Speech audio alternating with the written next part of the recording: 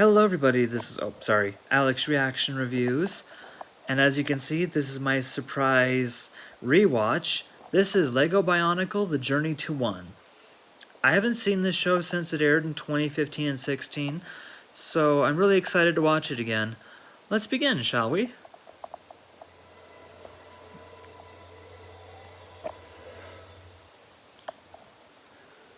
In a distant world's time of need, an ancient prophecy summoned the Toa, 6 legendary heroes. Oh yeah. Powered by the energy of the island's elements.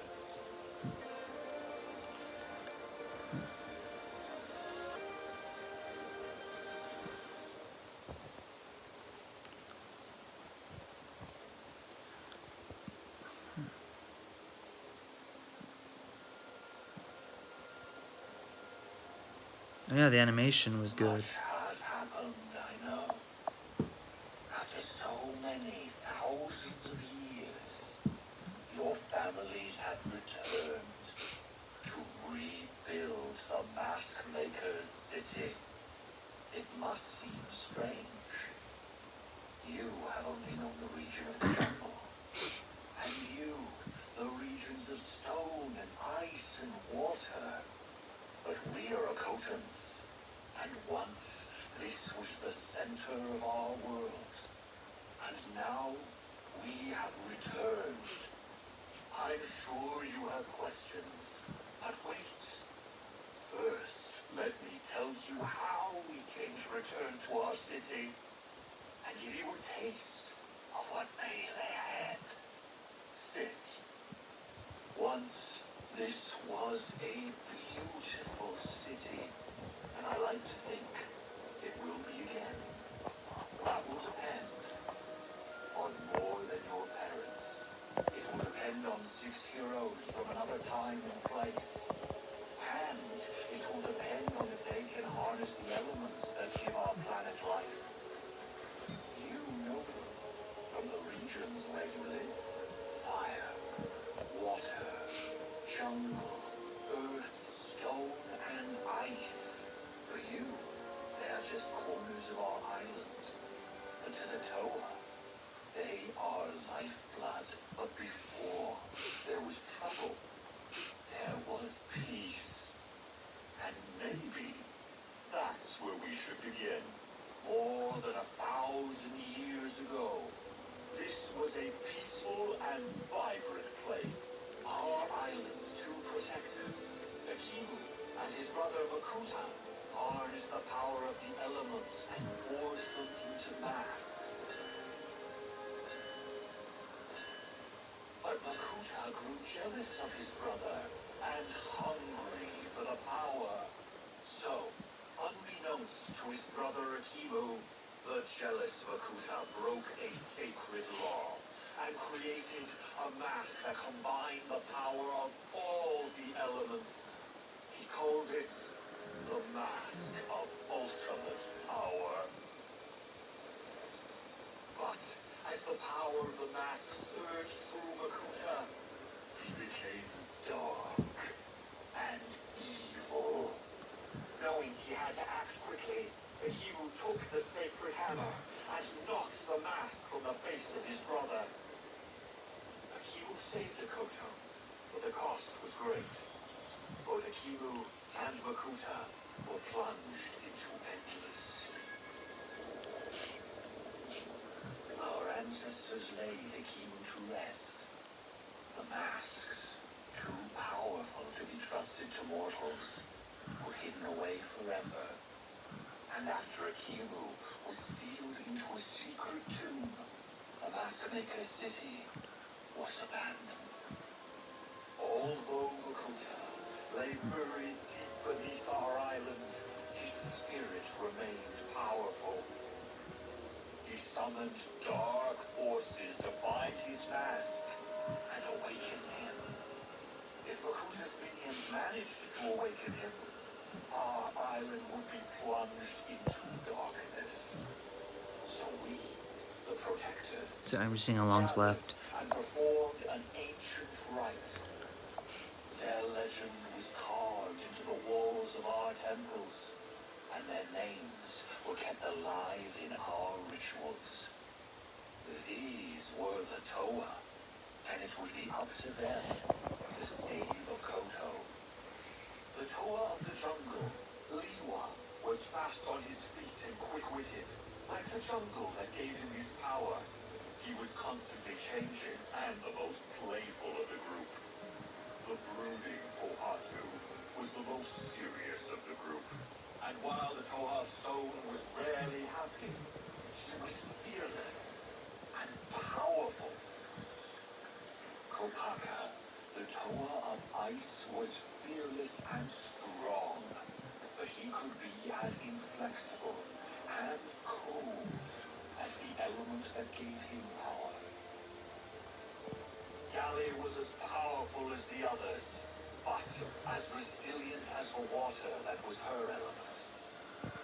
The silent, powerful Anua, the Toa of Earth, would provide a foundation like the earth that gave him power. He was immovable and enduring. There was Tahu, the Toa of Fire, who saw himself as a leader, even before he knew there were others like him. With the help of their protectors, the Toa found the masks of power.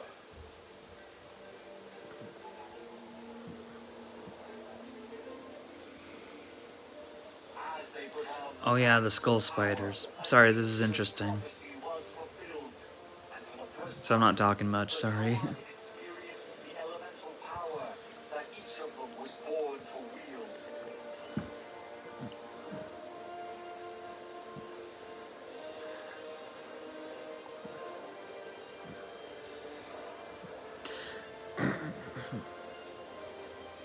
The Toa had power, but they needed the wisdom of a Kimu.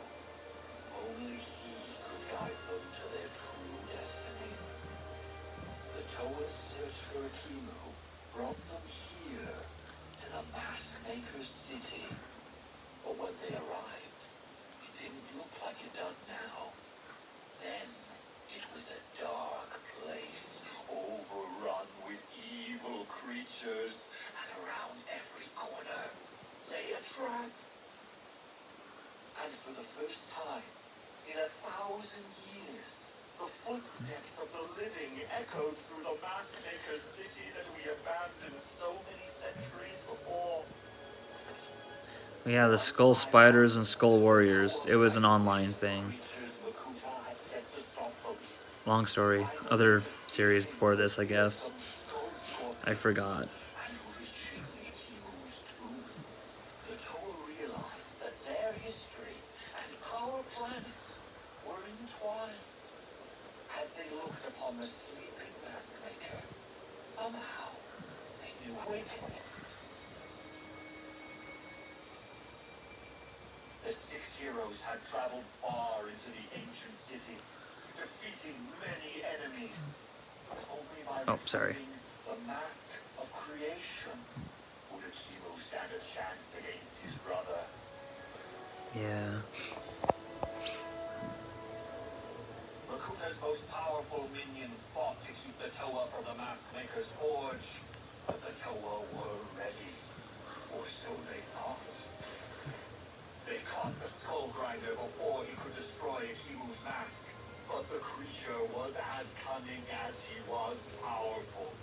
And knowing the Toa would stop him from destroying the mask, he put it on and felt his power surge Oh boy. through him.